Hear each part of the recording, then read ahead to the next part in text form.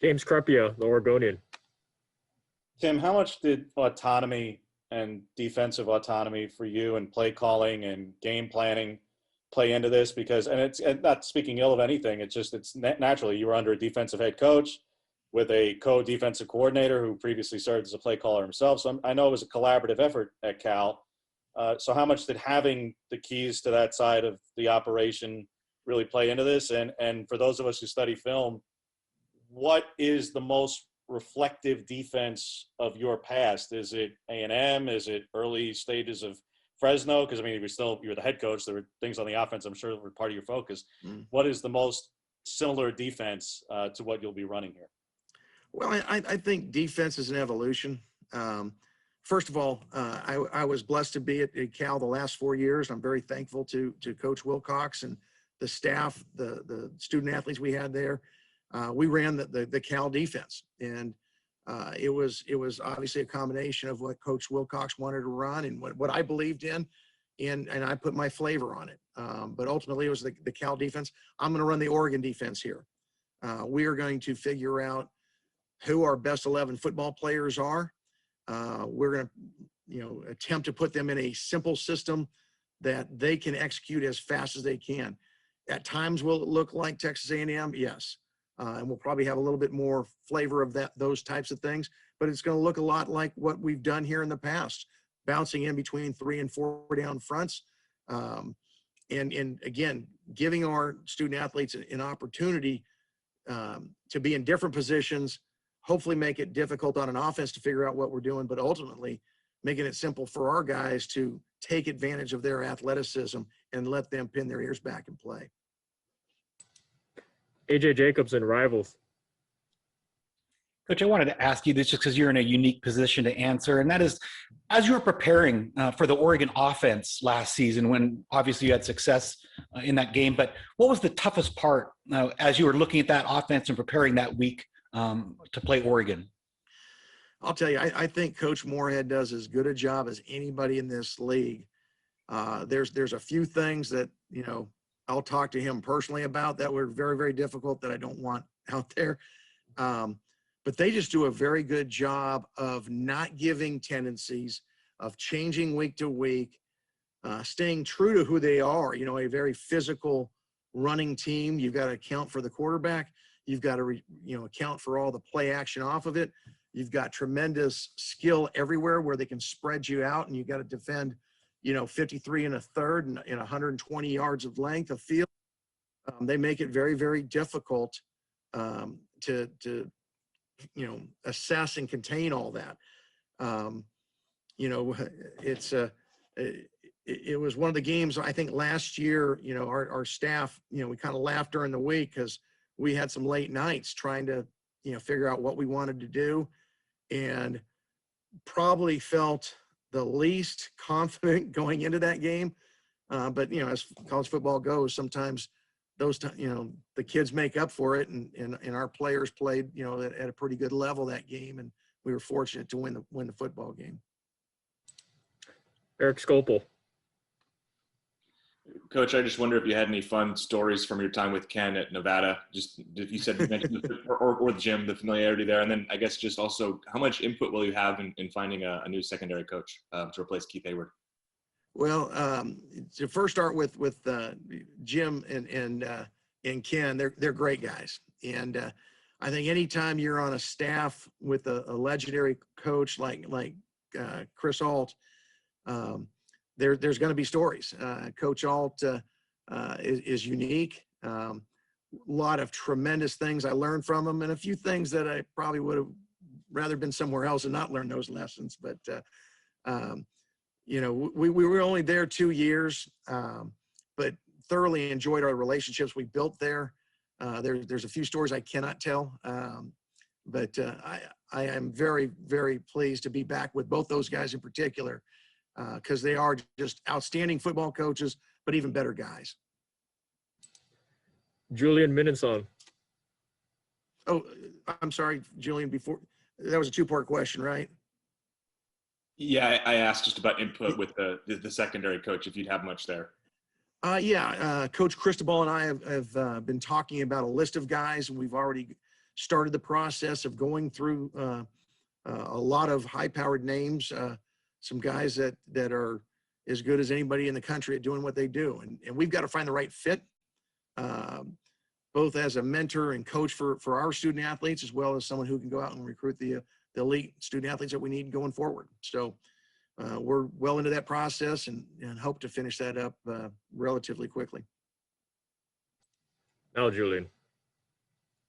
I'm sorry. Oh, you're Tim, saying. your thoughts, your initial thoughts, at least on just the Eugene community, and what do you think of the city so far, and what you know about the game day experience at Autzen Stadium, obviously being a road warrior here. What do you think about the fan base and the way they rally behind the Ducks? Well, your first question, the local community. My wife flew up this weekend from the Bay. She's really excited. We've been fortunate to be in a couple college towns in our 30-year journey in this game, and we've really relished those opportunities to be in the kind of towns that the entire community rallies around. College Station was a little scary that way. You couldn't walk anywhere without people recognizing you, and my whole family still laughs. The first weekend I was in College Station, I went to Mass. I'm Catholic, and my family's like everybody. They're fans, and they get on these websites, and my brother-in-law is hitting me up saying, "Hey, I heard you went to Mass today." Someone put in that after communion, Coach DeRuyter had a determined look on his face going back to the pew. I'm like, man, this is a little too scary, but we really love being in the kind of communities like this where it means something to the community. And coming here as a competitor, this is an extremely difficult environment, which I love being a part of. Again, everywhere you go, as a defensive coach, you've got to make sure you communicate, and communication is critical. And you worry about that as an offense when you go on the road, that things are so loud that you can't communicate. And it really wasn't in defensively we signaled, but it really wasn't until I went to A&M that I realized how loud a crowd was when you're on defense, where our defensive guys couldn't hear signals, so we had to do a much better job of, making sure guys sent signals, didn't just yell, because that first game I kind of screwed things up, that we didn't emphasize it enough, and it was on me. That next week we were much better at making sure we signaled, and I'm sure here, at Autzen, I've been on the nice end when our defense was here. The crowd was nice and quiet for me when I was on as an opponent, so it was no big deal. But now we're going to have that advantage that hopefully we're going to put the opposing offense in a little tough spot, and we're going to definitely have the signals down where our guys be able to still communicate. Brandon we got time for two more. First, Brandon Cameraman from KVAL. Hey, Tim, welcome to Eugene. I wanted to ask, Mario Cristobal's talked about the idea of iron sharpening iron, and obviously, as we've talked about, your defense has played well against Oregon the last couple of years. Was that a conversation you had? Obviously, you're going to be focusing on the defense, but about what your defense can do to prepare the Oregon offense on game day. Well, I think you hit the nail on the head when you said iron sharpens iron. I've always believed in that, and I love the fact that as I talked to Coach Cristobal about how he structures things, we're going to have a ton of good versus good during the week. I know when at other stops that he had been at that have had a lot of success, that's what they've done. And I think that that's what you've got to do in order to play at an elite level.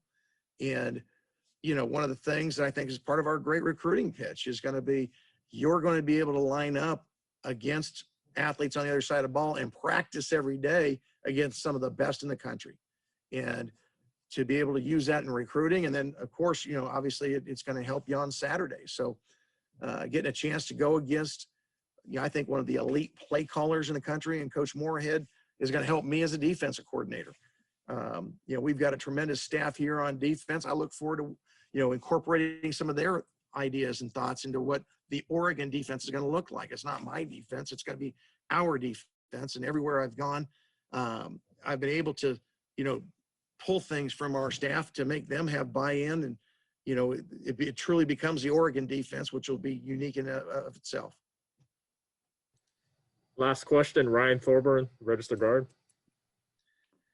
Tim, Oregon had a really young roster last year, and they had a lot of true freshmen that didn't play much or not at all, that were really talented. They have another touted recruiting class coming in. How critical is spring practice for you this year? And do you think what will that look like? I know it won't be totally normal, but do you think you can get normal production out of that? Well, I think spring practice anywhere is critical for the development of football players, particularly when you're young like we are.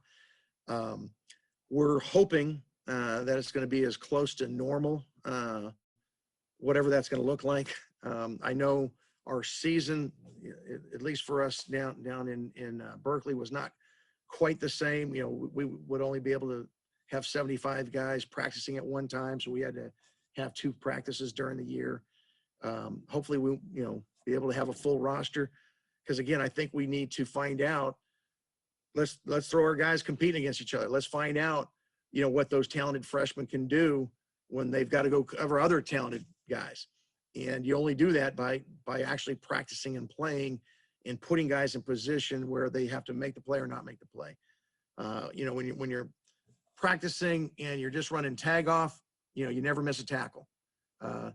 When you got to get a guy on the ground, that's when it becomes real. So I think we need to do that this spring.